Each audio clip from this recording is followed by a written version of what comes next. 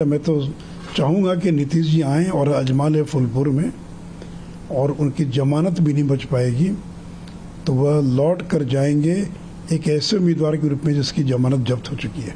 और छोड़िए फूलपुर, उत्तर प्रदेश में कहीं से भी चुनाव लड़े नीतीश कुमार, और मैं चुनौती देता हूँ कि वो जमानत भी नहीं बचा पाएंगे अपनी जगह। देखिए, अखिलेश यादव चाहते हैं कि नीतीश जी आएँ वहाँ, उनकी जमानत जब्त हो जाए।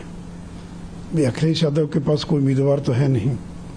पिछले लोकसभा चुनाव में अखिलेश यादव ने बहुजन समाज पार्टी से समझौता किया था। क्या हश्र हुआ अखिलेश यादव और बहुजन समाज पार्टी का। वो गठबंधन टूट गया और बीजेपी 62 सीटों को जीतने में सफल हुई।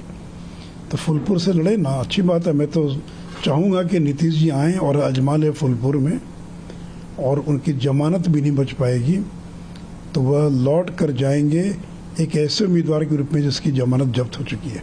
और छोड़िए फूलपुर, उत्तर प्रदेश में कहीं से भी चुनाव लड़े नीतीश कुमार, और मैं चुनौती देता हूँ कि वो जमानत भी नहीं बचा पाएंगे अपनी जगह। दूसरी तरफ ललन सिंह जो जेल है वो आप पर भी निशाना साध रहे हैं, साथ में वो यह भी कह रहे हैं कि प्रशांत किशोर का दावा झूठा है, वो बिजनेसमैन है, वो बीजेपी के एजेंट के तौर पर काम करते हैं। जबकि हाल ही में नीतीश कुमार और प्रशांत किशोर की पटना में मुलाकात होती है। देखिए, मैं उस पर कोई टिप्पणी नहीं करूंगा, ये उन दोनों के बीच का मामला है।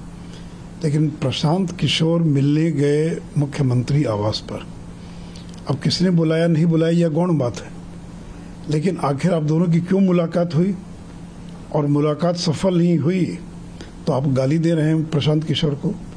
तो देखिए, नीतीश कुमार की पुरानी आदत है, किसी के साथ भी वो साल डेढ़ साल से ज़्यादा वो काम नहीं कर पाते।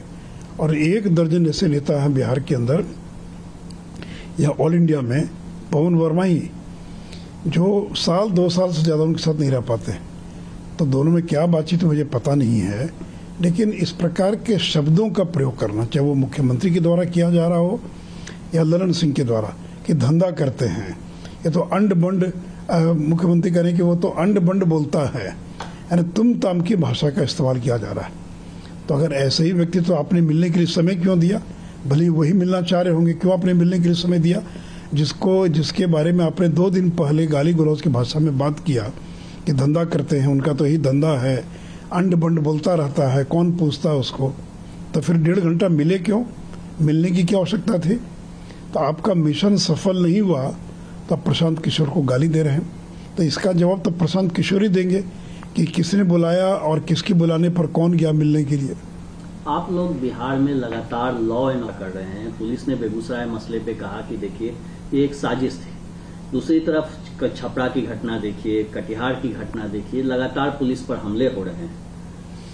देखिए, जो कुछ छपरा में हुआ है, 2 पुलिसकर्मी घायल हो गए, या फिर जो कटिहार में हुआ, या 3 दिन पहले मुजफ्फरपुर में हुआ, जो लालू के राज में भी नहीं हुआ था, कि एक दुकानदार से 1.5 करोड़ की रंगदारी मांगी गई और जब देने से इनकार कर दिया तो 5 आदमी उसकी दुकान पर जाकर ताला बंद कर देते, उनके सारे कर्मचारियों को बाहर निकाल देते।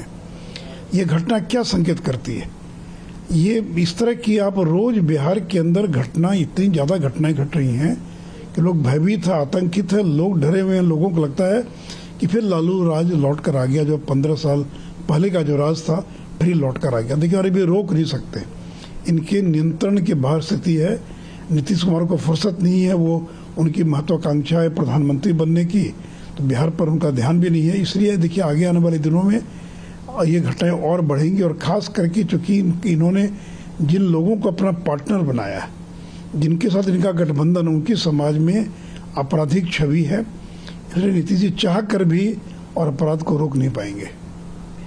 दूसरी तरफ जयराम रमेश से कह रहे हैं कि देखिए, कांग्रेस के पीठ में छुरा मत घोंपिए। एक तरह से वो चेता रहे हैं अपोजिशन के नेताओं को, जो कंपटीशन चल रहा है उसको लेकर। देखिए, यहाँ तो स्पर्धा चल रही है। राहुल गांधी भारत जोड़ो यात्रा पर निकले हैं। सीपीएम पार्टी कह रही है कि आप यूपी में तो 5 दिन की यात्रा कर रहे हैं, और जो अपोजिशन रूल्ड स्टेट है केरल, वहाँ 19 दिन की यात्रा कर रहे हैं। अब गुजरात तो जा ही नहीं रहे, हिमाचल जा ही नहीं रहे, तो चुनौती भाजपा को दे रहे हैं कि सीपीएम को दे रहे हैं। और कांग्रेस कह रही है कि सीपीएम जो केरल में वो भाजपा की ए टीम है, कई कहते हैं कि आप बी टीम है। तो ये तो कभी एक साथ आ ही नहीं सकती। यहाँ तो स्पर्धा मची हुई है कि कौन प्रधानमंत्री का योग्य उम्मीदवार हो सकता है। तो राहुल गांधी अपनी ब्रांडिंग करने में लगे हैं, नीतीश कुमार अपनी ब्रांडिंग करने में लगे हैं। केसीआर कहते हैं कि मैं पूरे देश के अंदर बिजली का बिल माफ कर दूंगा, नीतीश कुमार कह रहे हैं कि मैं विशेष राज्य का दर्जा दिलवा दूंगा।